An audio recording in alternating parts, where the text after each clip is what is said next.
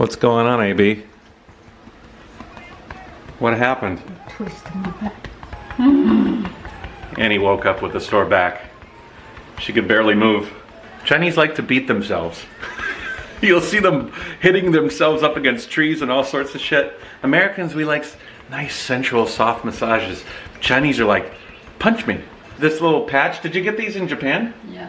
They're really neat. They're like icy hot patches. What? I make sound like, oh yeah, come on, beat me hard. Ouch! Yo. Yes, here. Well, left a little bit. Yeah, I'm sore. Okay. Go back to. Fuck, it's stupid. That car is stupid too. Oh yeah, let me tell you the story of the car out here. This is very, very interesting. So I saw this car was parked right behind ours. This is ours right here. It was touching the rear bumper. So I walked out there to see what was happening, and I noticed that it was touching my car, and the window in the back was broken. And it was parked like all the way to the end of the street. Like my car was parked down. It was sort of illegally parked. I thought maybe it was abandoned. Turns out a little bit later, the guy came out, a kid, like mid-20s or something, taped up his window, took his car out, and then came back and parked it, touching my car yet again. And now he's parked across the street, and he's touching the car on the other side of the street with the front of his car. I don't understand it. I think the guy might have like some sort of OCD. It just doesn't make sense that he'd park that close to 3 different cars. Anyways, how's it going, guys? For those of you that don't know, my name's Matt. I'm quarantining myself and my family for 14 days because we left China for this coronavirus thing. My family in China is still delivering news to us from the city of Ningbo, where we came from. Ningbo is south of Shanghai by a few hours. I'm going to tell you a few updates, and I'm also going to show you some video of some friends who are in China right now. And they sent me some just daily life clips, and I think they're quite interesting. So let's get started.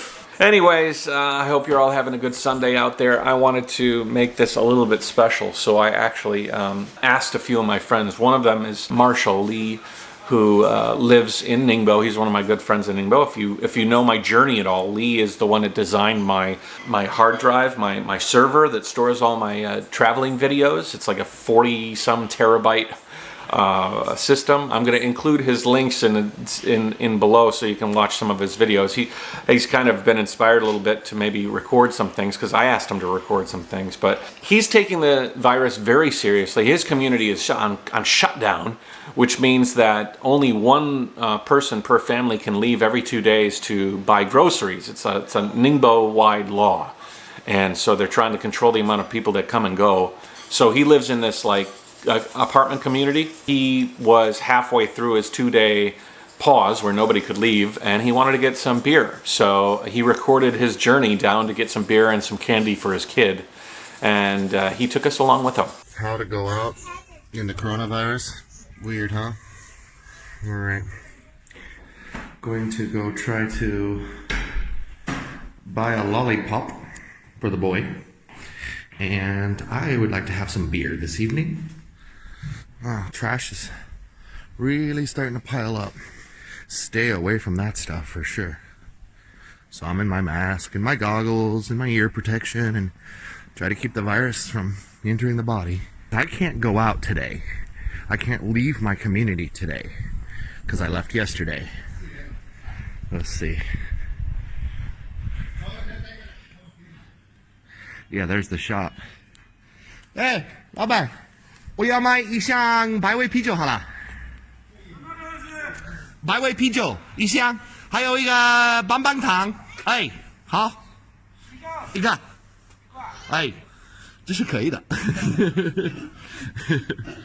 This will work. Yep, he's bringing his tag to scan too. Back to the house. I figured that'd work. Here's all the different notices on the board about the virus. This has been posted on every door in the community. Just says you can't go out and the virus is really bad. Yeah, so He's, getting notices on the door. He's taking it easy. He's trying to follow the rules, but, he's got a little boy that's really excited and happy, and they're all trying to sweat this thing out. My other friend, Matt, who lives in Shenzhen, he's kind of taking a different tact.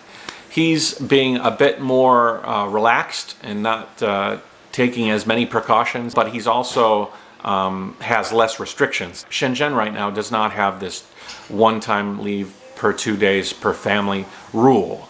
Each kind of city makes their own sort of guideline. So let's take a peek into his life and see what he's doing and let him kind of show us around Shenzhen, which is one of the most populous cities in China.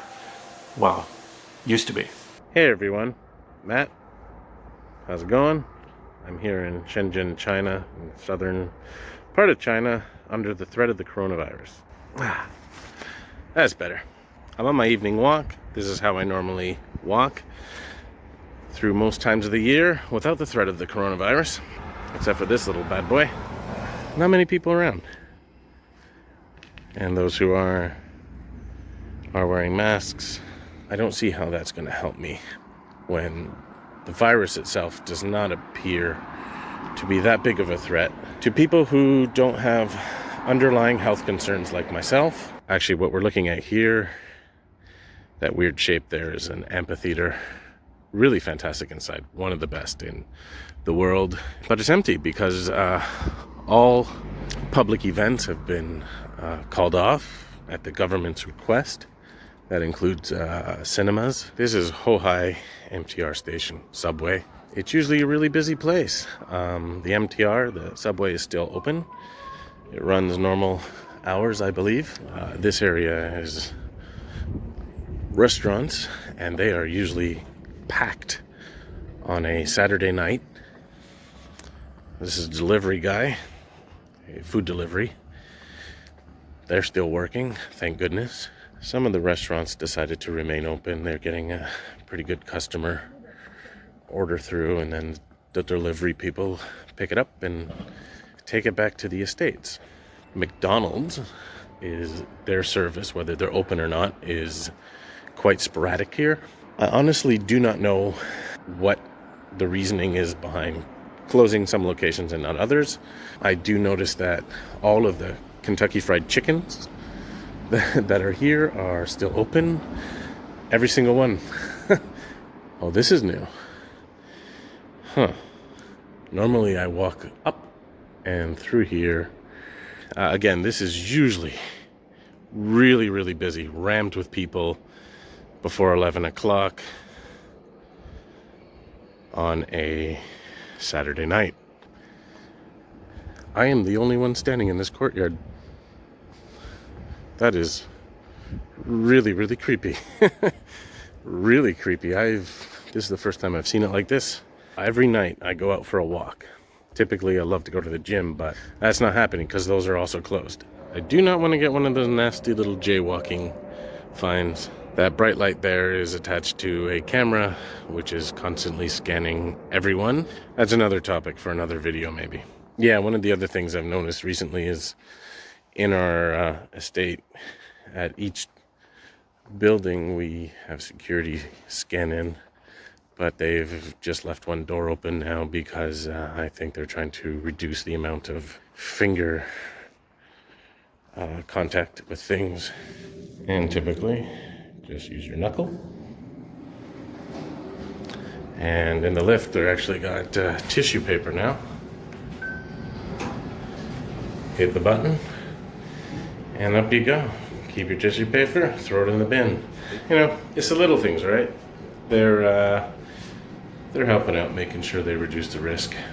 So yeah, I mean, this is it for the video. I just kind of wanted to show two different perspectives. If you're living an interesting life in China and you want to share your video and you want to kind of give me a little bit of a perspective that I can share with my community, please send me an email or a message, and I would be happy to kind of share it. And I think it's interesting to take these peeks into normal lives, people that are doing certain things. It would be interesting to see somebody's normal life in Wuhan. I've seen a lot of vlogs out there like that, but 6 more days until the end of our quarantine, so we're just sweating it out. Eva is watching her iPad way too much. You have too much iPad, baby.